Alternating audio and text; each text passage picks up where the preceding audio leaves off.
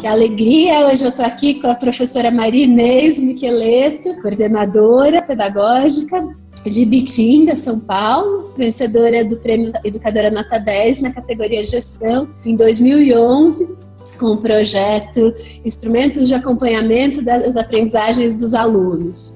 E o melhor ainda que eu conversei com a professora Maria Inês, ela falou que esse projeto continua até hoje, né? Não foi um projeto pontual lá, que depois do prêmio acabou, mas que continua, trazendo um pouco essa questão da função do coordenador pedagógico. Um dos nossos vídeos mais assistidos foi exatamente esse que fala da função do coordenador pedagógico. A gente traz um outro caso também de uma professora da Bahia, a professora Janaína, também vencedora do prêmio Nota 10, e a gente vê que é um assunto que todo mundo quer saber um pouco mais, buscando mais informações e mais orientações. Obrigada, professora Maria Inês, por ter aceito o convite. Obrigada, Marô, a oportunidade de participar do canal Conversa em Ação. Quanto mais a gente puder divulgar, melhor. Queria que você falasse um pouco, Maria Inês, como é que você vê essa função, né, do coordenador pedagógico, daí com essa experiência dos desafios do projeto também, né? Como é que foi aí toda a construção, desenvolvimento? Antes de falar propriamente dito nas funções do professor coordenador, eu gosto de falar de alguns aspectos que estão ligados à função do coordenador pedagógico dentro da escola.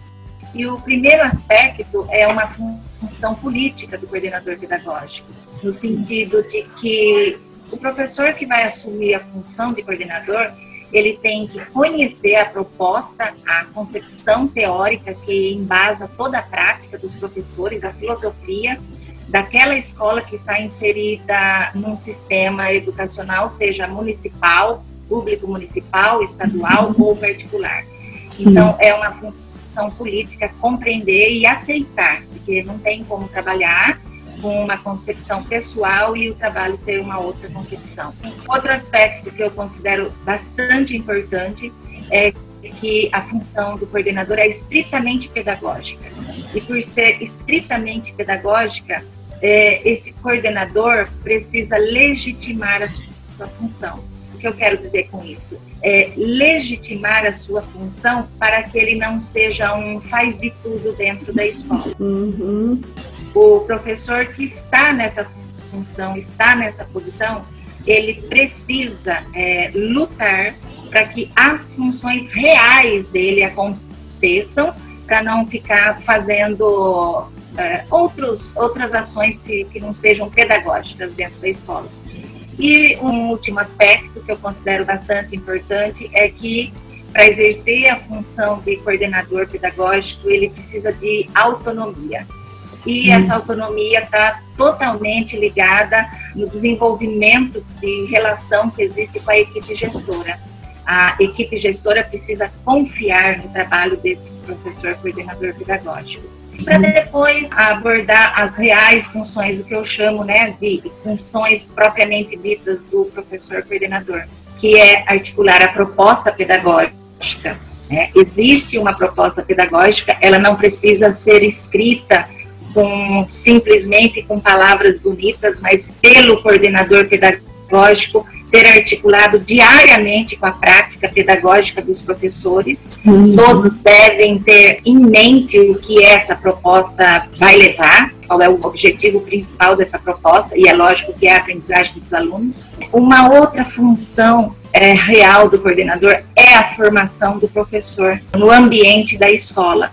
E essa formação é muito séria, porque requer desse professor coordenador não que ele saiba tudo, mas que ele busque, que ele estude para exercer essa função que é de formador pedagógico e de articulador do currículo, do sistema em que a escola trabalha, para que a aprendizagem dos alunos aconteça de fato.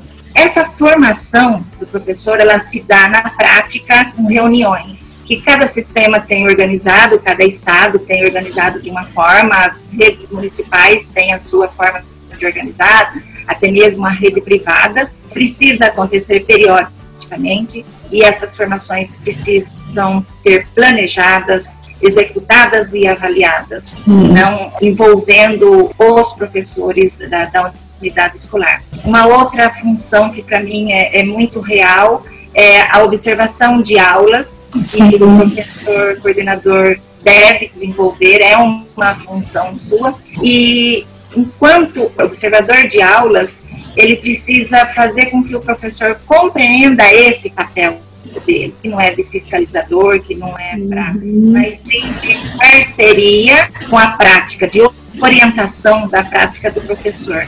E uma outra real função que eu acredito importante, o acompanhamento das aprendizagens dos alunos. E para isso, o professor coordenador, ele precisa criar mecanismos de acompanhamento. Não precisa ter um modelo rígido, não precisa ser universalizado, o país todo, por exemplo, mas cada um criar os seus mecanismos de acompanhamento da aprendizagem dos alunos. Também considero uma outra função real do coordenador a análise dos dados que a escola tem, seja de avaliação externa, seja de avaliação interna que a escola proporcione. Ele precisa ser um analisador de dados. Analisar primeiro e depois analisar em conjunto com os professores. E nesse sentido, essa análise de dados, ela está totalmente voltada para metas. Metas que o próprio professor coordenador coloca junto com o seu grupo de professores, metas para avanço do processo ensino e aprendizagem. E uma outra função que eu considero bastante importante e real é o registro, a questão do registro. O professor coordenador precisa registrar todo o trabalho que ele desenvolve, né? Então, basicamente, eu pontuo como alguns princípios esses aspectos da função do coordenador e depois as reais funções, porque, no meu parecer, não adianta o professor coordenador saber desenvolver uma ótima reunião de formação se ele não tem o apoio da equipe gestora. Eu brinco dizendo que coordenador pedagógico e equipe gestora tem que haver um casamento.